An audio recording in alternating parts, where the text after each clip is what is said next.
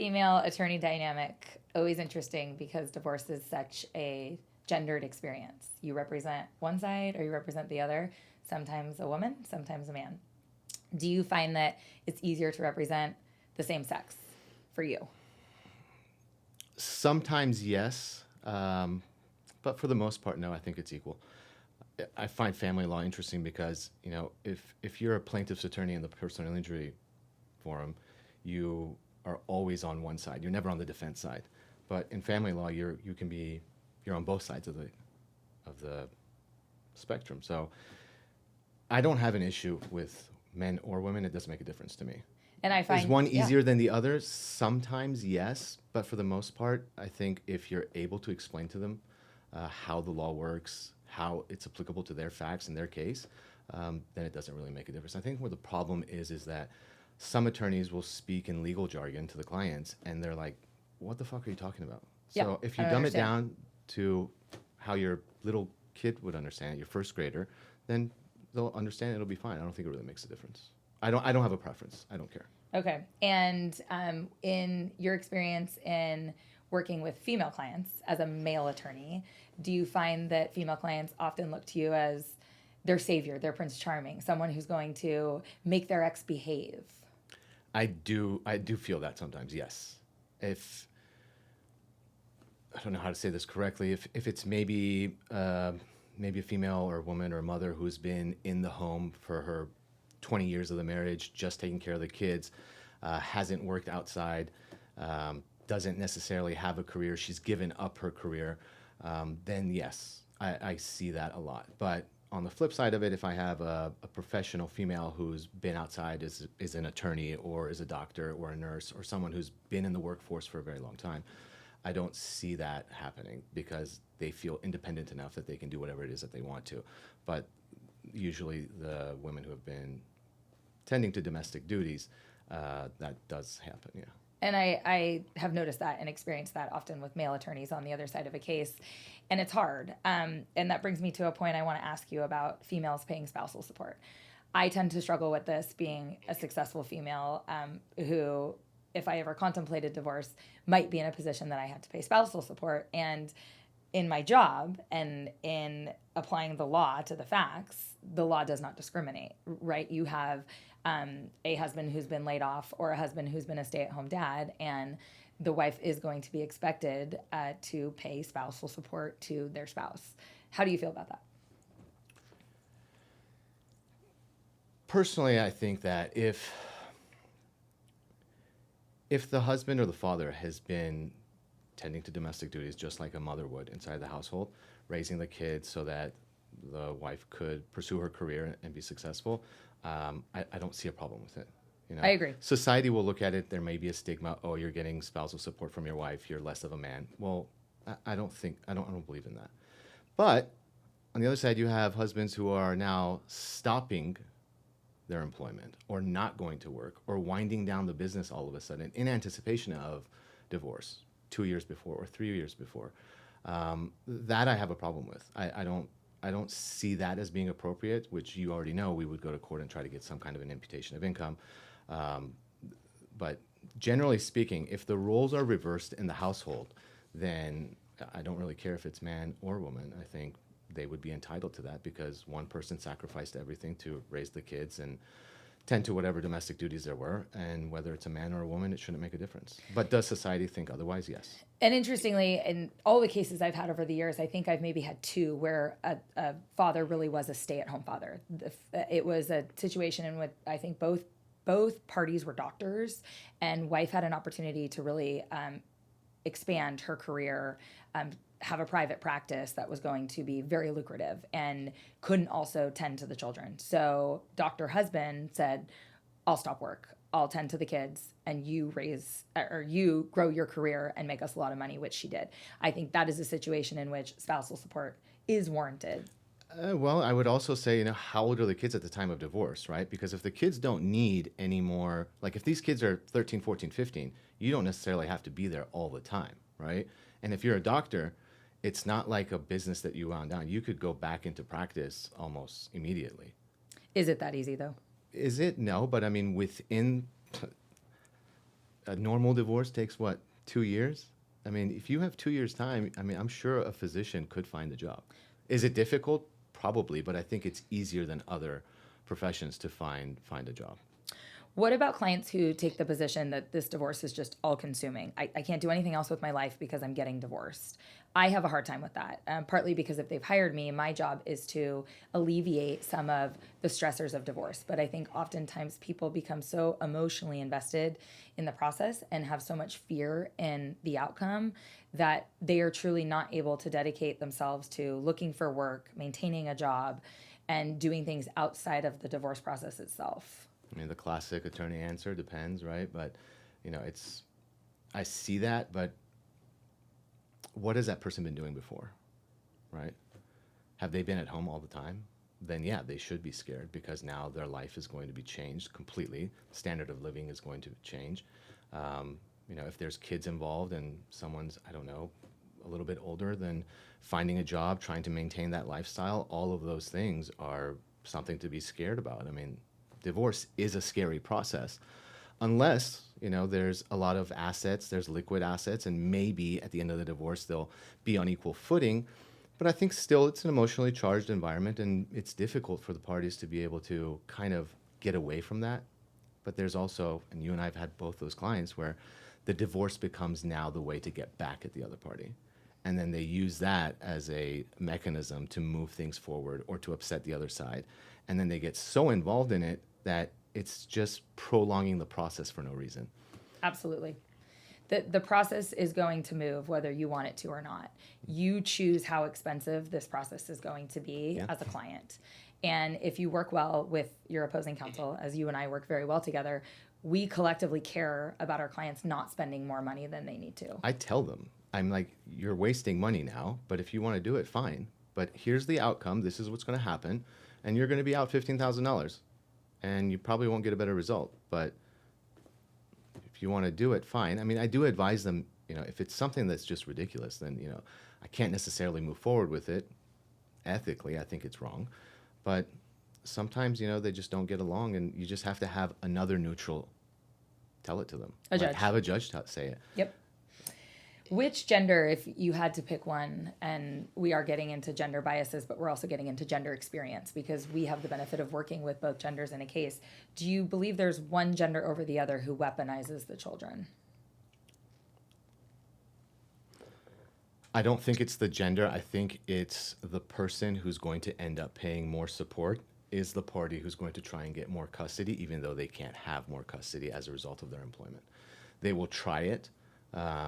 But it's not because of the want, it's more of the monetary standpoint. That's just what I've seen thus far. It's like, you can't even have the kids and you want 80% custody. Like, how are you going to do that? You can't spend time with them. You're at work all the time. So why do you want 80%? To pay for somebody else to take care of the kids? Doesn't it make sense to give more support to the mother to take care of your kids? Someone who's biologically related to them rather than some random person that you're going to find. I think that's the way I look at it. I just, I've tried in my practice, and I think you do the same thing, is if there's kids involved, let's focus on the kids first and get that squared away because that's the most important thing. And I think a lot of couples lose sight of that when they're fighting with each other. They don't realize how much this affects the children. And they're like, oh, they're little, they don't understand. That's bullshit. I mean, my 3-year-old remembers, not my 3-year-old, my daughter's 7 now, but she remembers from when she was 3 that my mother and I got into an argument in my house. And she brings it up sometimes. Hey, remember you got into an argument with your mom and you said X, Y, and Z? Mm-hmm. As young as 3. I didn't believe that myself either. But now that I have kids, I tell my clients the same thing. Like, any kind of negative aura that you have while this process is going on, the kids will feed off of it.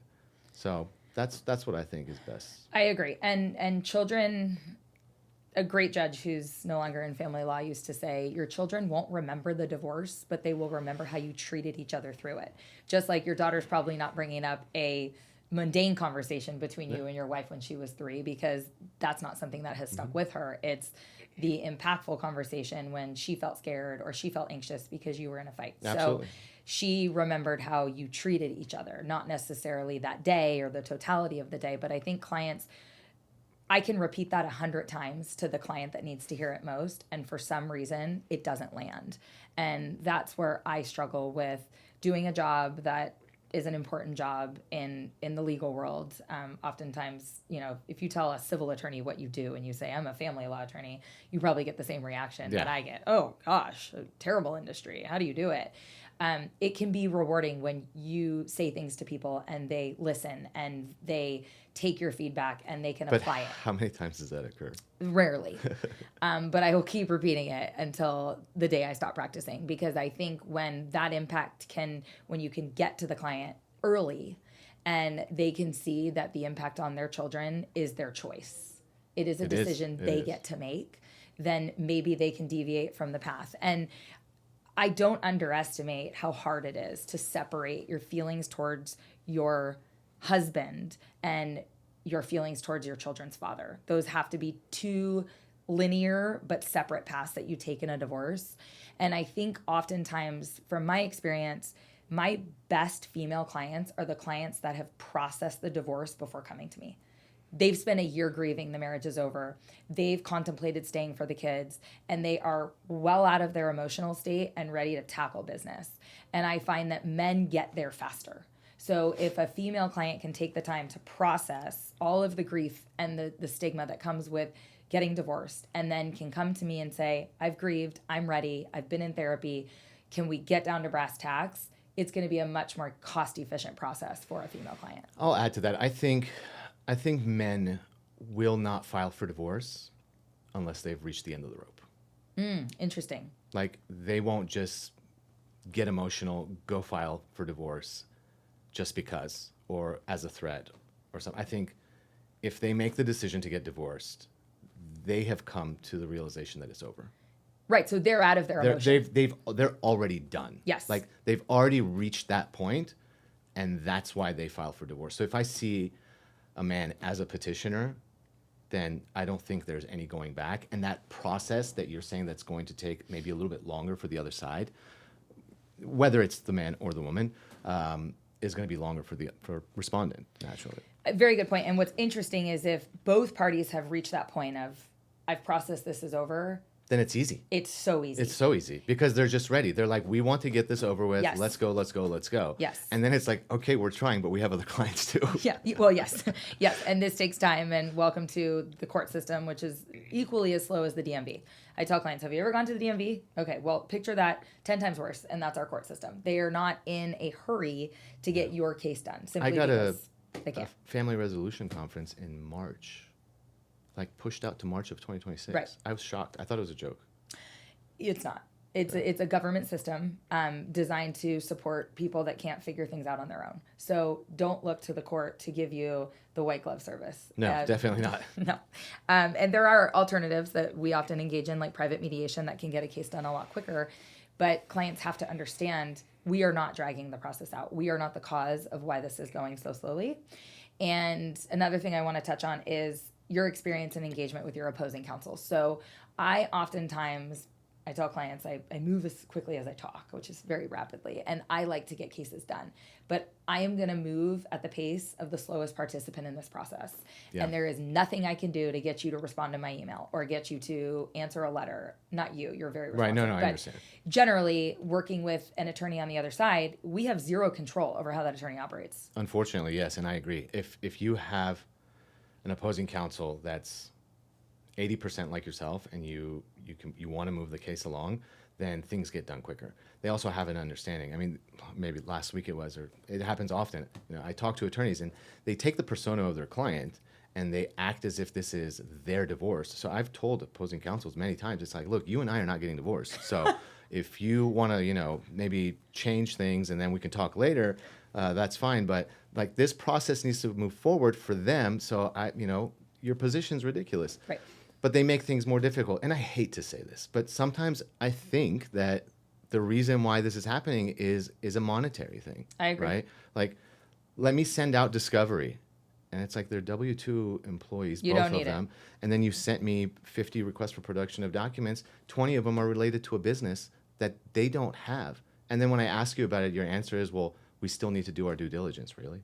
Or they issue discovery to a bank account that is shared, where your client could easily log Have in the same and, access. yeah, download the statement. So, I mean, there's a reason there's a lot of bad lawyer jokes out there, and you and I just have to keep fighting the good fight and doing our jobs and doing them well. But we're always going to run into the unreasonable, theatrical, let's go to court and fight lawyer. And I think sometimes that comes from the insecurity of being a family law practitioner.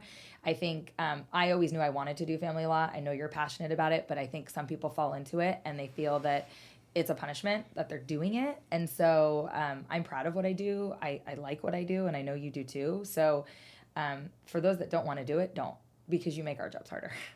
No, I mean, I don't think it's an area of law that you just jump into. I mean, I got into family law as a result of COVID. I mean, I was doing real simple divorces before that because I was doing criminal defense. And then as a result of COVID, I got into family law. I enjoyed it. I liked it. It's nice because you get to help people on a daily basis.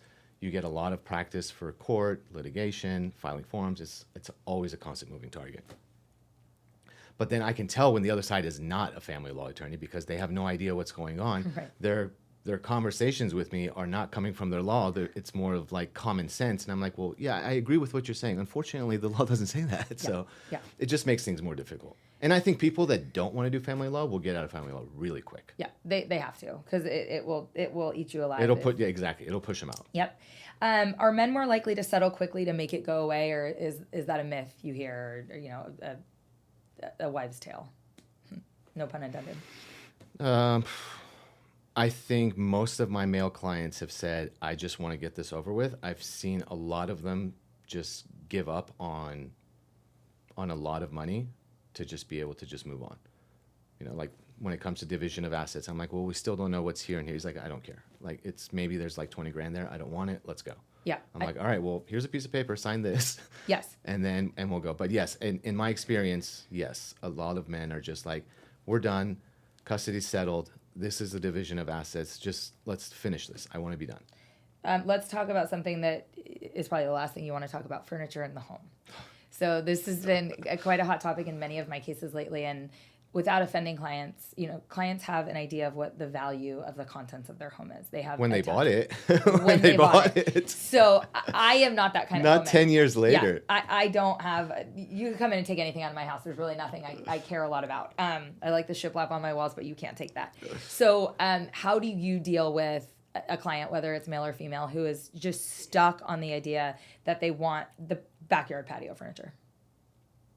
I tell them, if that's the sticking point, I'll buy you backdoor patio furniture. I mean, and I tell them, like, look, this stuff is like garage sale value, and the court's not going to give two shits about it. Right. So, you know, you can either move on, or you can spend another $10,000 with me fighting over a $2,000 set. Which one do you want? I just tell them flat out. When it comes to furniture, I will not deal with it. Unless there's, you know, maybe somebody comes and says, well, look, we've got like, you know, this antique armoire, we've got, you know, this crazy couch that we got from Italy that was custom made and it's like $45,000. Okay, well, that's some money.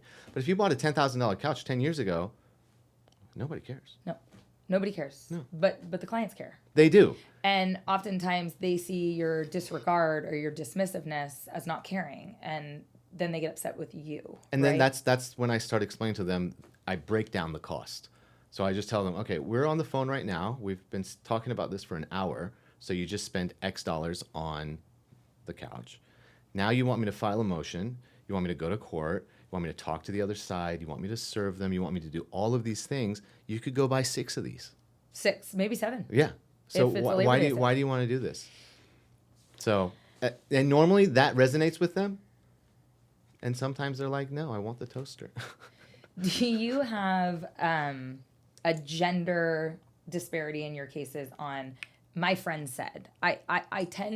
Female clients tend to be more proactive in sharing with me how much money their friend's getting from their divorce, how much spousal support their friend's receiving from their husband. And I struggle with it. I kind of abrasively say, stop talking to your friend, because your friend's facts aren't your facts. I actually said that to a client yesterday. Was it a male or female client? Well, I'm mediating this case. Okay. And there's 2 parties, and both sides of the spectrum are having people just talk into their ears with bullshit. And I just flat out told them, I said, look, you've got people who are talking to you who know nothing about your life. They absolutely have no clue what's going on in this dynamic, how you guys got to where you are, how this estate has so much money. So what they're saying is just upsetting both of you. And if people are saying things that's upsetting you and that's causing more problems, those people are not your friends. Correct. Don't listen to them. Correct. They're not your friends. But to answer your question, I think that more females sit around in a circle with their girlfriends and talk about their experience in divorce and what has happened and what should happen. And then, Google and ChatGPT now gives you a lot of information. That's some of it's good, some of it's bad. And that just causes a problem because then you have to reiterate how it works and give more of an explanation, which then drives up the costs. And then at the end, the client's asking, well, why is this divorce costing so much? So I tell them, look, every case is unique. So I don't know what's going on in your friend's case or how that happened, but I know what's going on in your case, and this is the way we're going to move forward. What is your advice to young couples getting married as far as a premarital agreement is concerned? I love them. I think it's the best thing. Yep. I think everybody should have a premarital agreement. I think when the roadmap is in front of you from the beginning, you know what's going to happen at the end, Exactly. right? So there's no more hiding assets. Well, there still could be a hiding of assets, but I think people are not so quick to jump to divorce. They may start thinking about all of the accomplishments that they've had in their life, their kids, their business, their estate, and all that, and what's going to happen at the end. But then when you don't have that, I think it's much easier. It's just like, fuck this. I just went out, and they leave, and they're like, well, I'm going to get $7,000 in support every month. So I think that maybe drives it. Personally, I think a premarital agreement is great. Whether they have something or they don't at the moment, it's good because then later on, everybody knows what's going to happen. Like you've already pre-planned the divorce. And people find it unromantic, and there's often fights leading up to the wedding about. It's definitely a hard conversation. It is but if you can't have that conversation, good luck staying married. Yeah. Right? There's going to be much harder conversations in a marriage than should we sign a prenup. And I think it's indicative, and I tell clients this. I don't know if it's a true statistic, but I tend to believe it is, that the clients that get premarital agreements are less likely to get divorced. And I've heard the same thing. I don't really know in reality if that's the case. I've had a few people come to me who have premarital agreements who were drafted wrong, who didn't stay the 7-day period, or if it was, I think it's before 2019, if I'm not mistaken, when the law changed for that cooling off period. They didn't have attorneys. So, and now they want to dispute the premarital agreement. But yeah, when you say you have a roadmap, I tell clients, and I think I've spoken about this on a previous podcast, the family code is your prenup if you don't have one. Right. 2640 tells you. Nobody reads it. No. But do you want the law to tell you what your prenuptial agreement is going to be? No. However, there isn't a course for fiancés to sit down and read the family code or be educated by someone like you or I on what's going to happen when mom and dad gift us money to buy a home. Or mom and dad, gift us money to start a business. Or who's the gift to? Exactly. And so I think it is so important for young people and I think less young people are getting married, but divorce is interesting in that clients call us and say, I want a divorce, but they have no idea of the consequences of the decision. They don't know how much money they're going to get. They don't know how much in assets they're going to receive. A lot of clients don't. Yeah. So a lot of them don't know how much divorce is going to cost. No, they don't. So it is good for people before marriage to understand what they will leave a marriage with, because I think it will help people reconsider. The idea of being a stay-at-home mom or a stay-at-home parent is very romantic. Stay home, raise the kids. But that comes with incredible consequence upon divorce. It does, but do you also think that, the premarital agreement could also be cause for someone to tolerate a disruptive marriage or an abusive marriage? Not if I'm negotiating the prenup, because when I negotiate prenups where there is an imbalance in finances, I am going to negotiate that my client gets some of your client's money before the marriage starts, because I want to make sure he or she is set up to take care of him or herself throughout the marriage. I like that. Yeah. So, I'm going to say... But what if they're on equal footing? Then... Right? Like they're two young 25-year-olds, they're getting married, and then 10 years down the road, they decide to get divorced, and one of them has accumulated $4 million and the other one's got $500,000. That's on them, because you or I would have educated them at the onset of the marriage that if the prenup says your earnings are your separate property and you've watched your spouse become very successful, you should have called one of us to revise that. Yeah. Yes, because that is where you run into all sorts of issues when you're trying to enforce it. Is it unconscionable at that point, which is what the court Well, I has think to when consider. it comes to support, and I think a lot of folks would probably win on the unconscionability side of it if there's a huge gap in the millions. Agreed. Oftentimes we hear from, whether it's typically my female clients, they are certain their husband is hiding assets, right? And they're coming to you. He's hiding assets. Go find them. What do you say to a client like that? I mean, I need to sit down with them and have a talk and be like, okay, well, what is he hiding? Why do you think he's hiding it? Because everything's electronic now, right? I mean, if you're really smart, you could probably hide a lot of stuff. But I think it depends on, is he a business owner? Did he have things before the marriage? Does he have ties to a foreign country? It's difficult because they're like, okay, he's hiding assets. I'm like, okay, well, I can't search the entire world for assets, Exactly. right? I can send out 10 subpoenas to the major banks and see what comes back with. But like, I want you to explain to me the reason why you think he's hiding assets. Like, did you guys have a conversation about purchasing someplace? Did you come into $500,000 and now all of a sudden 300K is missing and you don't know about this? Okay, well then let's look into this a little bit more. But just you're he's right. hiding assets. I don't know. Okay, well, Not a where do you want wizard. me to look? Yep. Everywhere? Can't look everywhere. Nope. You cannot search the world for the missing assets, and clients need to understand that we are not wizards. We don't have a crystal ball. I tell him I'm not Harry Potter. Yeah, you aren't. I hate to break it to you.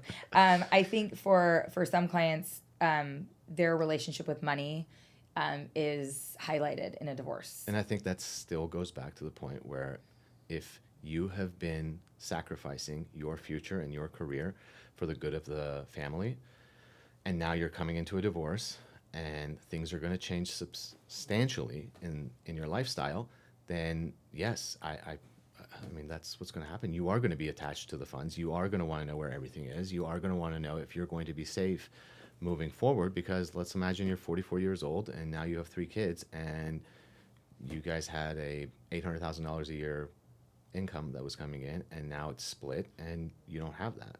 So what's going to happen?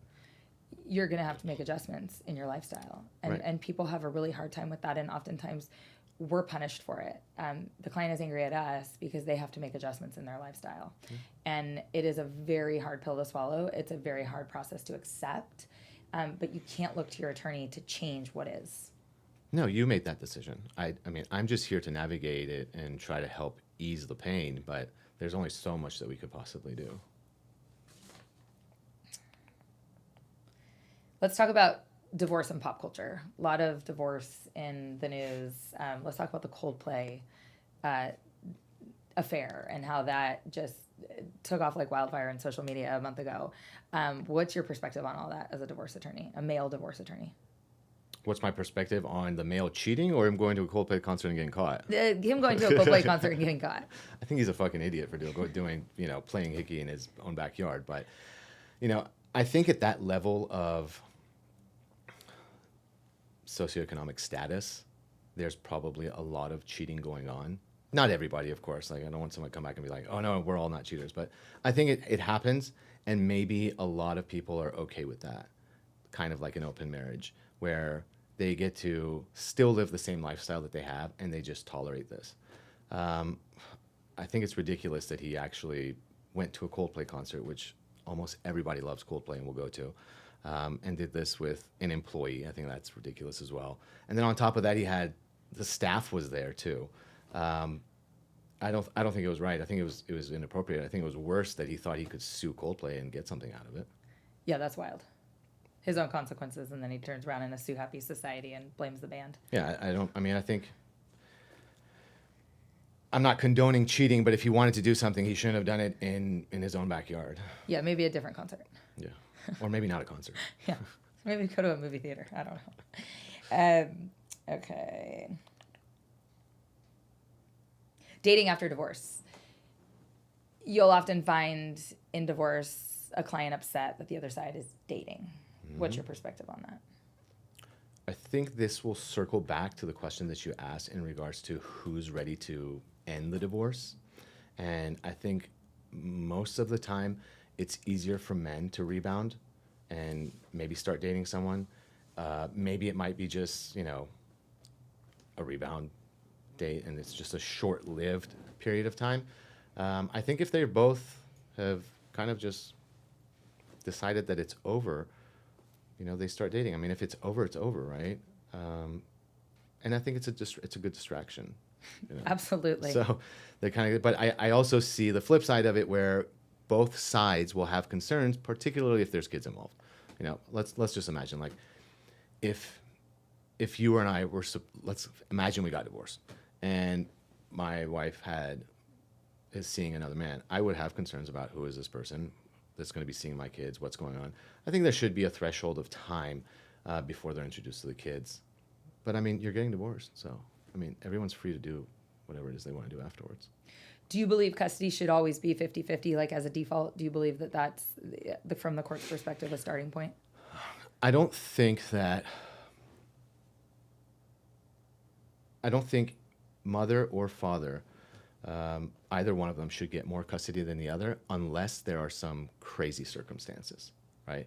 Like the fact that if he's an alcoholic, if he has drug abuse problems, if there's obviously a restraining order, if he's yelling at the kids, if he has anger management issues, if they are just two good parents who are getting separated, I don't see any reason why they both shouldn't have the ability to parent the kids equally. I agree. But there's sometimes, there's a lot of fathers who travel more, who can't be there, or they might be on-call physicians, they may be surgeons or things like that. Well, they can't. If they cannot do that, then I think it's better for the mother to be able to take care of the kids in absence of the father, and that's where we always have those first right of refusal clauses. But I think from the get-go, unless some crazy circumstances, I think each parent should have the ability to parent their child equally. Do you think courts favor mothers? I hear that often. I hear it from my male clients. Oh, California courts are always on the mother's side. They hate the men. I don't necessarily think so. I think maybe the way judges look at it could be dependent upon the gender of the child as well as the age of the child. I could see if the child is a girl who's 2 years old, that maybe they would think that it's best that the child be with the mother a little bit more than the father until a later date. I don't disagree with that, but I still think that the father should have the opportunity to see the children just as much. Do you think there's biases in our society in mothers being full-time working mothers versus fathers being full-time working fathers, and fathers getting praised for showing up, or the term we often hear is don't be a Disneyland dad, don't be the dad who's only showing up on the weekends? Do you think that there's gender biases in our society around that? Absolutely. Yeah, of course.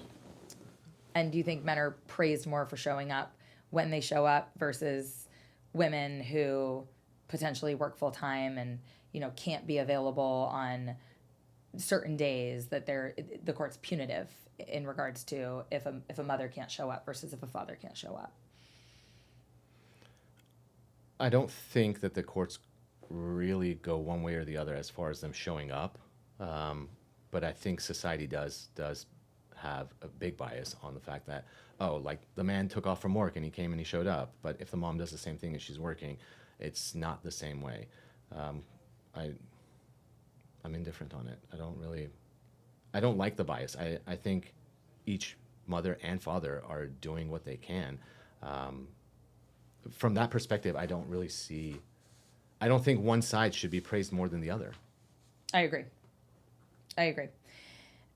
As a matter of fact, I mean, if it's a stay-at-home mom, a lot of times I hear from my male clients, well, she hasn't done anything. She hasn't made any money. She hasn't done X, Y, and Z.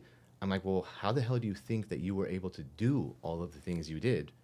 Because somebody else was at the home taking care of the house, the kids, so that you could do this. Right. So why do you think she's not entitled to that? I mean, I've brought up this example a lot. I've said, like, look, if you would have hired a nanny, you would have had to pay between $60,000 and $80,000 for a full-time nanny to take care of the kids.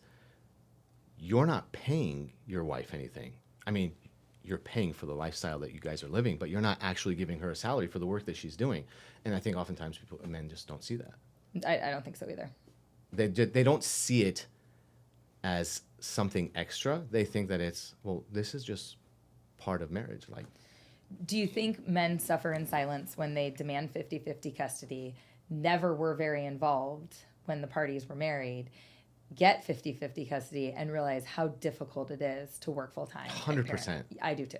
100%. And I wish it's not they easy. wouldn't. It's not easy. No. Like having 2 kids and taking them to school, getting them ready in the morning, cleaning up their clothes, getting food ready, take them to their classes, extracurricular activities, and plus they're kids. They're not adults where you can like they understand everything and they'll listen to you. Like you need to be actively involved the whole time. There's no break.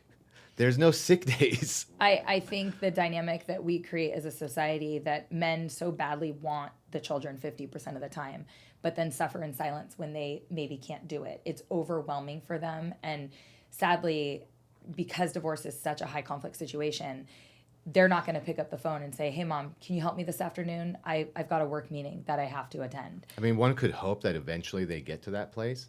I think more fathers should be involved in their children's life as a whole anyways, rather than, like not knowing who the pediatrician is or where the dentist is or, which extracurricular activity they're going to. I have found that to be, on cross-examination in a trial where I'm trying to advocate for a female client having more custody, when I ask those questions with father on the stand. They don't know. But it's not as impactful to a judge as I think it would be. When I ask the question and the father doesn't know the answer, I think in the judge's mind, well, he'll learn. He gets a chance to learn these things. But does he also go to the school meetings? Does he talk to the teachers? Does he know them? Is he involved in any portion of that? During the divorce process, he should. Well, yeah, I know during the divorce process, but before that, was he involved in that? No. I mean, it depends on the case, right? But I think where mothers have a really hard time is that's what they come to me with. They come to me to say, he doesn't know the doctor, he doesn't know the dentist. Why does he get 50-50? And what mothers need to learn is that the court gives fathers the opportunity to step into that role. Yeah. Because they didn't have to before. Exactly. And that's a hard concept for, I think, a lot of stay-at-home mothers to understand. I also have empathy for the fact that when you've been a stay-at-home mother for so long, you treat it as a job, a very important one. That's your identity. And when it's taken from you 50% of the time, that's a huge shift in your world that you have to process independently of working with your lawyer. I agree. I had a colleague of mine, you probably know as well.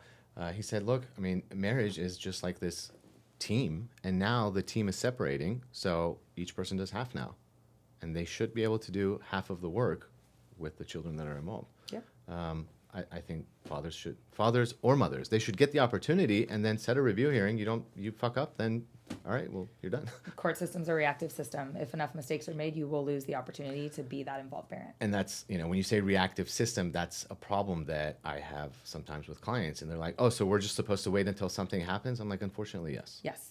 It hasn't happened. I can't predict the future. If it happens, then we do something. And what a client deems an emergency and what the court deems an emergency are two very different things. I think 5 or 6 years ago, ex-parties were more common and they would get granted a lot easier than now. And I think in the past 2 to 3 years, the court's come down a little bit harsher on ex-party hearings, particularly when it's about custody and visitation or anything particular. I mean, they're denying them in chambers, or they'll just come out and say, okay, explain to me, why is it an emergency pursuant to 3064? And if it's not, they just deny him. And I think that's great, because people would just run to court with an ex parte hearing for anything under the sun. I agree. It forces parties to work things out. Things like where the child's going to be enrolled in school, if the child's going to go to their 6th grade camp, if the child's going to, attend this, that, or the other. People are running to court to have a judge decide. I think it forces the decision back into the party's hands. My paralegal has an expression when we talk about ex parties. She says, is there blood running down the street? And it's graphic, but it's an inquiry that you really have to ask yourself when you're going into court on an emergency hearing. Clients think everything is an emergency, and I understand why. It's your life and it's your children. They're the most important things to you. It is not an emergency in the eyes of the judge. And an emergency to you is not the same thing as an emergency to a judicial officer. And that's what people have a hard time understanding. Sometimes they lawyer shop to find the lawyer who's going to tell them, oh, no problem, this is an emergency. I've had this conversation many times. I'll tell them, I'm like, listen, if you don't believe what I'm telling you, call 2 more attorneys. They're going to tell you the same thing. But you will find an attorney that'll say, yes, it is an emergency. And they will take your money happily, spend it all, and then tell you, we tried, but the judge didn't see it our way. I don't like that. The way that happens, I don't do it that way. I just tell them flat out. I think a lot of attorneys are not honest with their clients because they're scared of telling their clients the truth and maybe worried that they're just going to leave. 100% agree. You can't fear losing a client for speaking your mind. Yeah. And I think good attorneys know that to be true. If you don't like what I have to say, fire me. Go someplace else. Yep. I give them a list of people to talk to. Hopefully I'm on that list. How are we doing? Excellent. You're about 35 minutes into the record. Brooke, anything else we should touch on?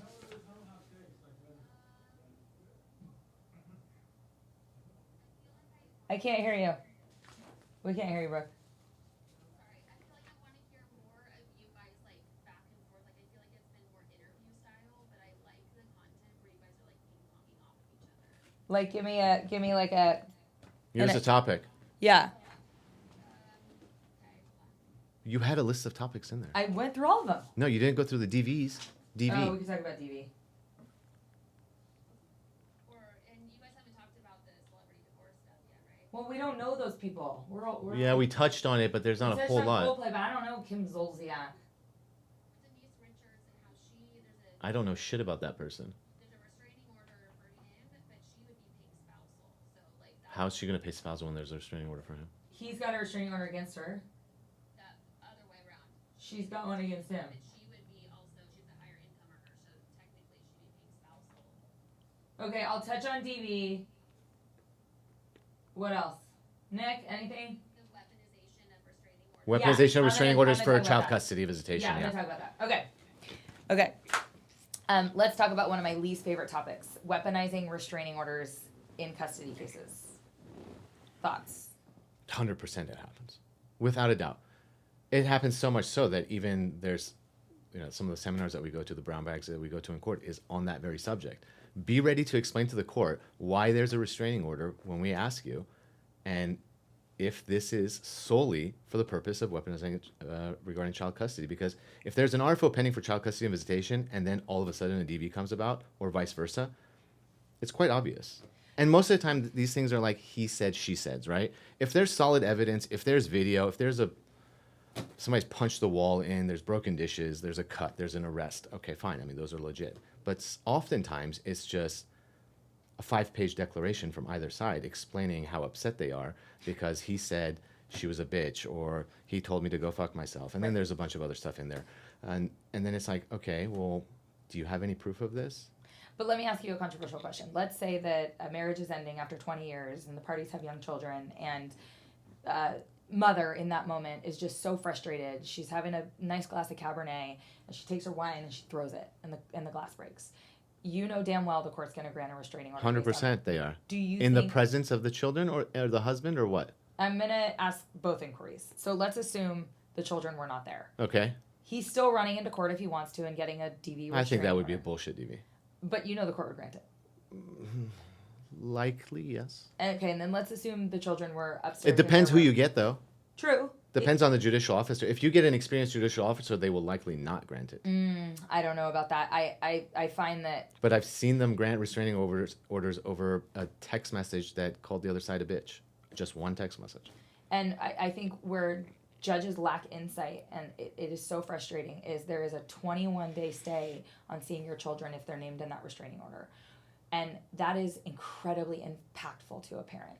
I don't know if I could stomach not seeing my kids for 21 days. Yeah, I don't think so either. And so when a judge is signing that restraining order, are they thinking about that? I think a lot of them are. Hey guys, hang on just a second. Amy, can I have you pull your mic closer to your mouth? Yep. I think you got moved when we were doing the chit chat earlier. Okay, better? Much. Okay. Thank you. Go ahead. Uh-oh. Hold on. Oh, now you did it. Yep. Okay. Do you think judges are actually considering the impact on not seeing your children for 21 days when a restraining order is granted because wife threw a glass of wine because she was pissed off that a 20-year marriage is ending? I hope so. I struggle with it. I would hope that they are, and we always make the arguments. I'm not gonna lie. When there's DV, I go into a courtroom, I'm always worried because I can't predict it. If there's solid evidence, like I said, I can predict that, right? But when it's a he said, she said, it's hard. And then you're like, okay, I don't want to do this at a 45-minute hearing, I'm going to set it for an evidentiary hearing. And if the judge doesn't give me interim custody orders, then it's even worse, because now that 21-day period is going to turn into a 90-day period.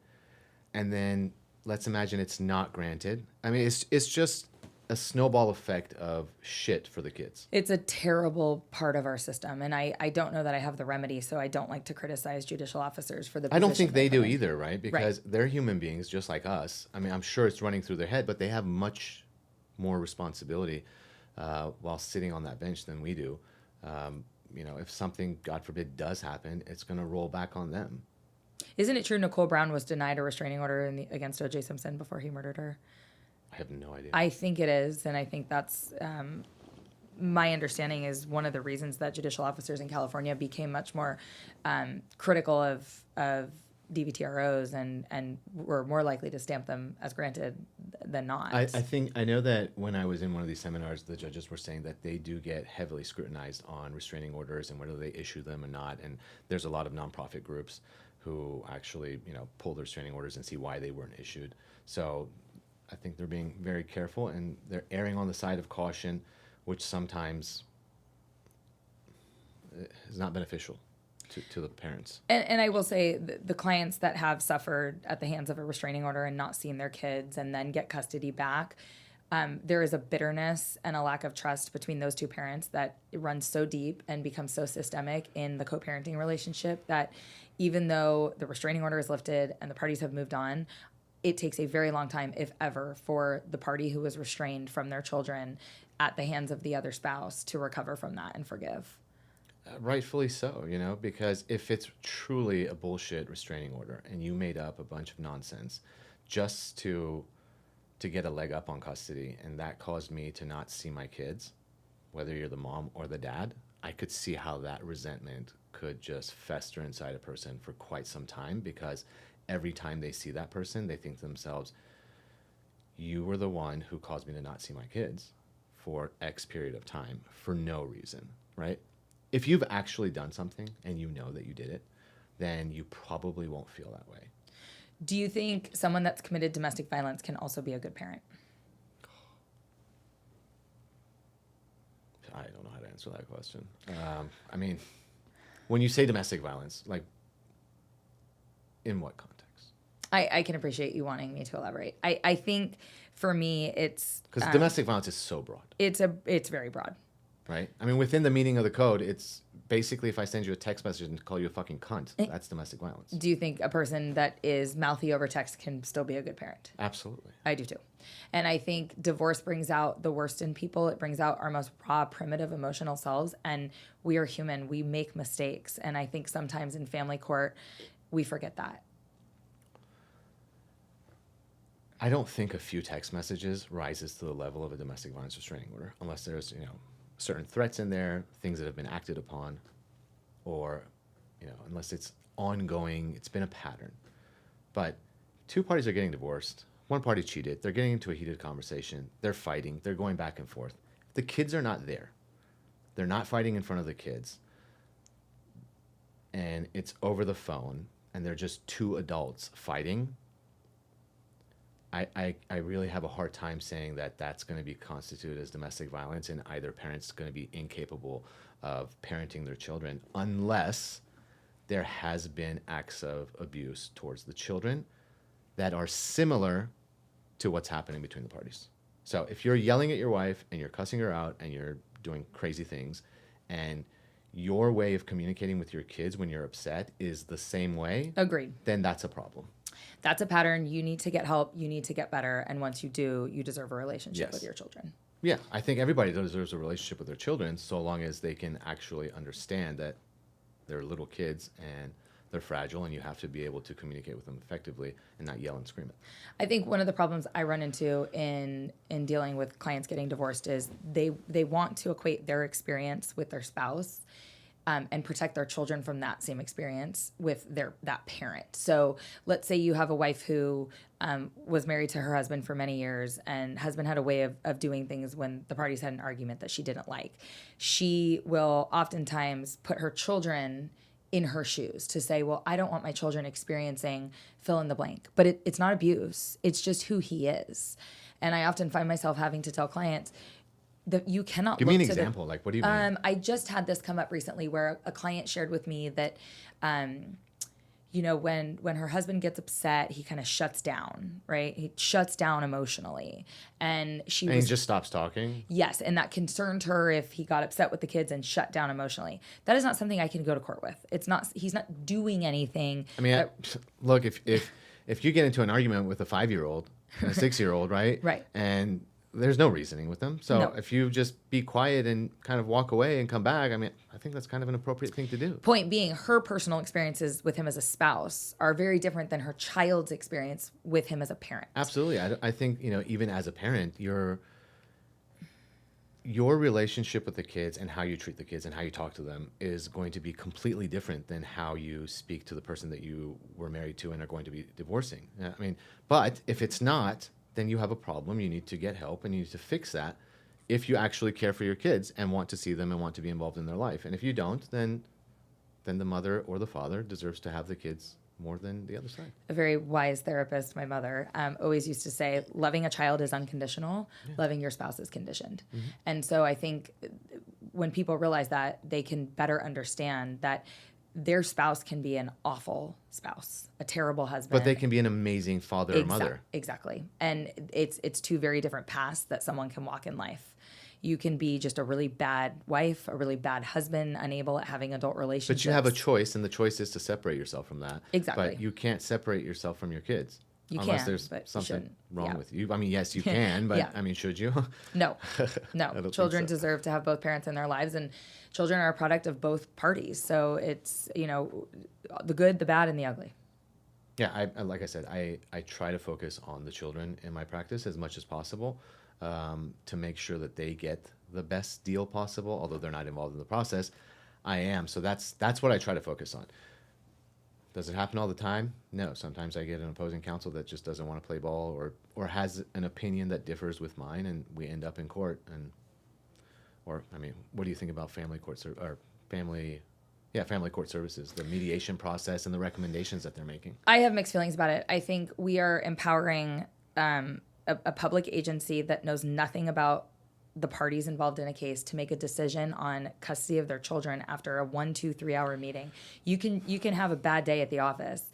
You can show up to a mediation and not present well, or the mediator might have biases about how you look, how you smell, how you present, how you talk, Where you're from. And I think that we are empowering a public agency to write a written recommendation to the court on how custody should be shared, knowing very little about the family dynamic. And I don't have a better solution other than stay out of court and resolve your case outside of the public system. Because if you put yourself at the mercy of the public system, expect results that would derive from a public system. I think it's best for the parties to be able to come to some kind of a resolution when it's related to the custody and visitation of their children.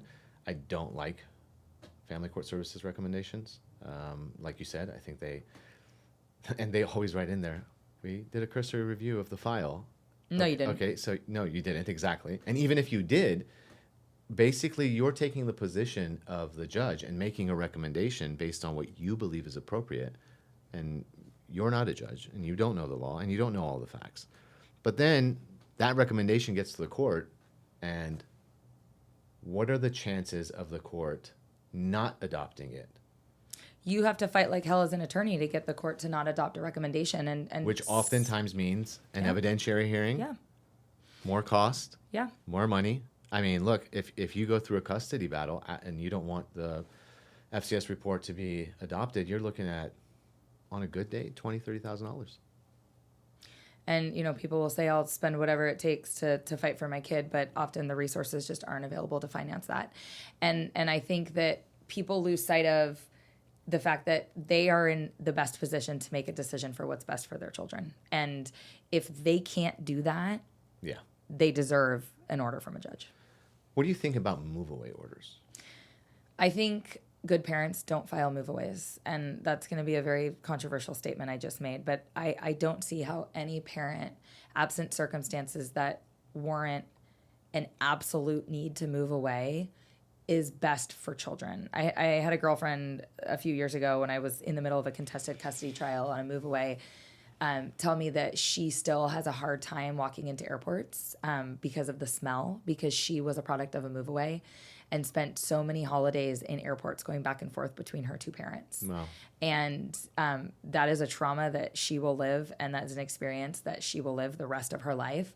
I don't think any kid deserves to shuttle back and forth in airports, on holidays, in cars, on trains. I think parents can make the sacrifice to live in the same city. And as children get older, it's even harder, because the reality is your middle school kid wants to go to the Del Mar Fair in summer. He does not want to fly to Oklahoma to spend the summer with dad, right? Or the summer with mom. So there's a really great retired judge who said at a seminar once, good attorneys don't litigate move-aways. And I think that's because ultimately we know the outcome. If facts are presented to you or I think 10 out of 10 times you or I are going to know exactly how a judge is going to rule. Oh, yeah. And so you make a decision to move away and take your children with you. You are making a decision that ultimately impacts the kids. And if I have a client who calls and says, my wife or my ex-wife or my husband is trying to move, I'll say, is there any way you can go with him or her? Like, that's great advice. if you're from there, a lot of couples are relocating back to where they're from. Now, there are circumstances where a job, a really good job, is taking a parent somewhere, or financial, economic conditions require a party to go move in with a parent in another state. And I think that in those situations, you need to have a conversation as a family. Mom or dad has to move away for a little while, sit down with the kids and explain it, with the goal of getting that parent back to where the children reside, because ultimately children suffer. And I guess what we should say is, like, we're talking about in circumstances where the mother and father, there's no issues, there's no domestic violence, there's no problems in the household, and all of a sudden one party wants to move back. And it's sometimes understandable. Like you said, they want to move back home because they want the support of the family, because they don't have anybody here. They just got divorced. They were a stay-at-home mom. They're in San Diego getting $4,000 a month in spousal support and child support, and what are they going to do? I mean, there's no way to live. I mean, people do it, but it's very, very difficult with the cost of living in San Diego. It is. It's incredibly hard, and this comes back to the situation you find yourself in as a direct result of decisions you have made. Decisions have consequences, right? And so you find yourself in a situation where, and I think often the request to move is a knee-jerk reaction. It's, I want to go home and be with family. I need the support of my family. That's not as glamorous as it always appears. If your children have roots here, it's hard. It's hard to relocate and reestablish children post-divorce. They've already experienced a trauma. They want to be stabilized, and then you're moving. And so it creates a situation in which to spend $100,000 litigating a move away never makes sense. But I understand from the position of the person who doesn't want the move, to not fight seems as if they're okay with it. And I think a lot of parents that come to me and want to oppose a move say, I have to do this because one day I don't want my kids thinking I didn't fight for them. And I can understand that. But, you could also take the fight to where it's moving, right? Yeah. You could just get up and go. It's a possibility. I mean, we talk about it and it's easy to say, but it's also, you don't know what that person's necessarily doing here, what their job is, what their circumstance is, to just say, okay, let me get up and go. I think it's easier for us to just talk about it while we're sitting down. Totally. Than the actual reality of the issue. But And I've reflected on this a lot because we deal with all sorts of people, and I think there are ultimately two kinds of parents, and I don't think either is right or wrong. I think there are the parents that will do anything for their kids. They will sacrifice their own happiness. They will sacrifice their own comfort for their kids. Then I think there is a different kind of parent that is going to put their needs first. I don't think one is right and one is wrong. I think it's just a different way of parenting. And I think the parents that will put their needs before their children are likely the ones to divorce, because they want to be happy and have a right to be happy. And I think my clients that wait until the children are out of the home to divorce are the ones that are going to put the needs of their children first. And I think it's a truly fundamental difference in us as people. I don't think one is right or one is wrong, and I respect both sides. So you brought up something interesting. A lot of people stay married until the children get to 16, 17, 18, and then have a divorce. Correct. So do you think that's healthy? Do you think being in an unhappy marriage for 10 years is good for the kids or not. I think it depends on what is missing from the marriage or what is causing the rift in the marriage. I think raising kids is really hard. And I think sometimes couples grow apart and the marriage ends before they've had a chance to come back together. I think you know your kids and you know deep down as a parent if something like a divorce is going to break their spirit. I think 9 out of 10 that happens to the kids. I mean, kids want both of their parents to be there. They do. And so, but I think some kids are more resilient than others. Some kids are going to adapt a little bit better. Mm-hmm. Some kids don't like the conflict in the home. Some kids, no kid likes conflict in the home. So I've asked a lot of clients who have waited if they regret waiting. And it's interesting because it is truly 50% yes and 50% no. I think a lot of females wait because they cannot stomach the idea of being away from their children. And I think that those that have waited often regret that they've lost some of the best years of their life. So I don't Have you been able to ask the same question of a man and see what he says? No, because interestingly, I have never had a male client tell me I waited until the kids were off to college. It is only my female clients who have answered that way. To your point, I think men wait until there is no turning back. And I think statistically women are the more likely gender to file for divorce. And so I think, to your point, men, it's a last resort for them. They know it's over, it's done, they're logical, the marriage is ending, let's just get this done. And so I think women, if they've grieved the separation and they've grieved the marriage, are in a really good position to move forward with the divorce. I think if they haven't, they need to wait. I call it the gray space. It's the space between realizing your marriage is over and being ready to get divorced. And I think for women, that is a longer span of time because I think women grieve very differently than men. I don't disagree with that. But at the same time, I guess it's just the circumstances of each family is different. I mean, if there's constant fighting within the family, I don't think that's good for the kids either. So maybe being in 2 happy households is better than being in 1 unhappy household. Absolutely. So absolutely. And I was actually just at a wedding this past weekend with a blended family, and it was such a beautiful thing. And the kids spoke, and the oldest child gave a beautiful speech about how much she loved her stepmom, her new stepmom, and her new blended family. And she was so happy. So I don't think I think divorce is an experience that a lot of children have to live through, but I also have a lot of adult friends who are products of divorce and they are thriving in life.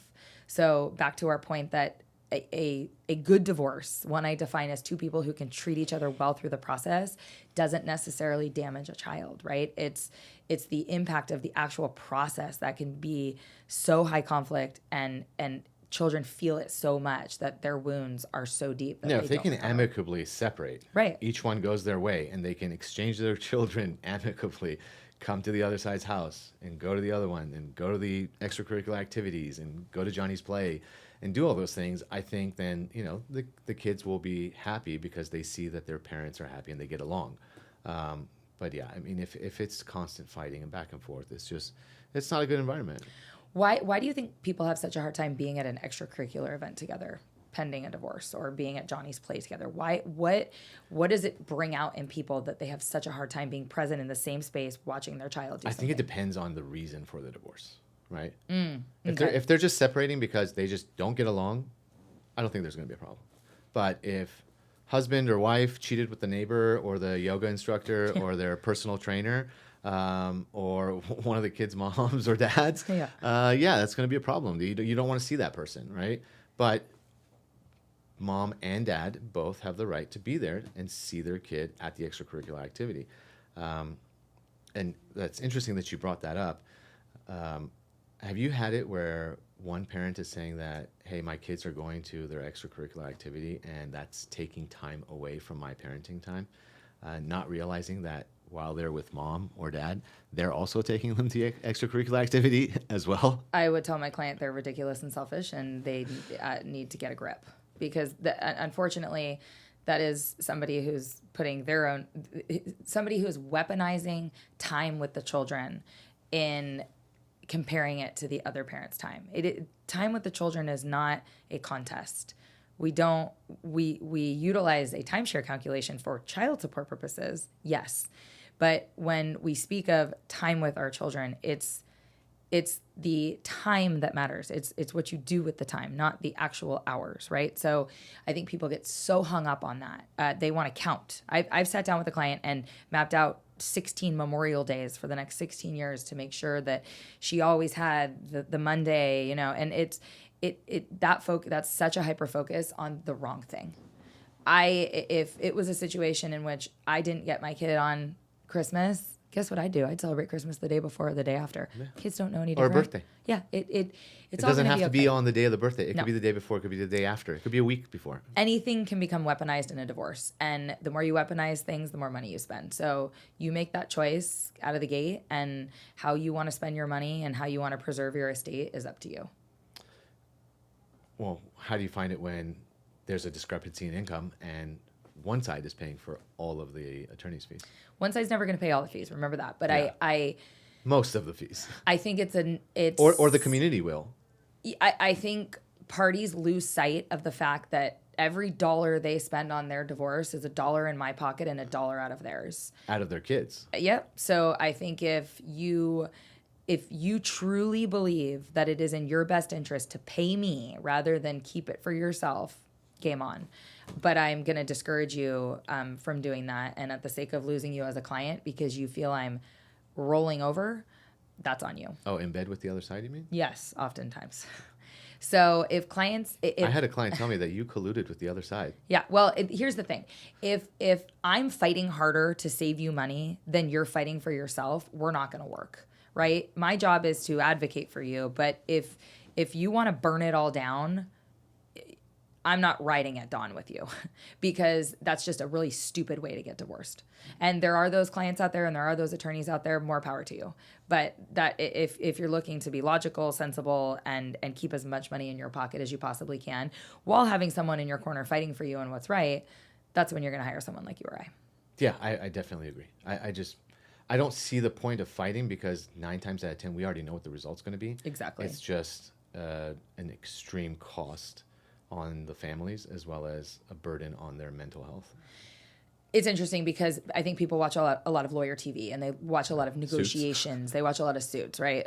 Well, it's nothing like you see on TV, but I think oftentimes people, they don't understand that this is a closed universe of facts and law that we have to apply to the situation. So, they'll say, well, let's come in high. That's not how this works. We don't come in with a high number and settle somewhere in the middle. We have to look at the law and see how the law applies to your estate and to your assets and your income and what's available. And right. And so this isn't an episode of Suits where, we can threaten the gardener and the pool boy and all these other people to get things you want. It's not how the world of family law really works. It is a very, very calculated process where we do a lot of math and we apply a lot of laws to facts. And those facts can very rarely be changed. So the sooner people accept that and understand that we're there to guide them through a process and not just make a demand. What do you do with clients when they say, okay, well, I'm trying to hide this money? I don't want my ex to see this. I am of the position that clients are going to do what they're going to do regardless of what they tell me or they, But in a scenario where they actually tell you, like they tell me they've hidden an asset. Yeah. Well, I advise them of, the famous cases on point and what happens if they get caught. And ultimately, it's on them to decide if it's worth always looking over your shoulder because oftentimes they're caught. It is very hard in a family law case unless you've been planning this for years and you work in a cash business to hide assets. Yeah. And I had a case several years ago where I represented the wife and the husband actually Googled how to hide assets in a divorce. That was in his search history? That was in his search history, but this guy made not enough money to hide any assets, and there was a paper trail for everything they owned. So despite his intention and her rightful paranoia about the situation, there was nothing to hide. And so I think that was hard for her to grasp. I think ultimately he wasn't hiding anything because he didn't have anything to hide. He thought he was someone he wasn't, so.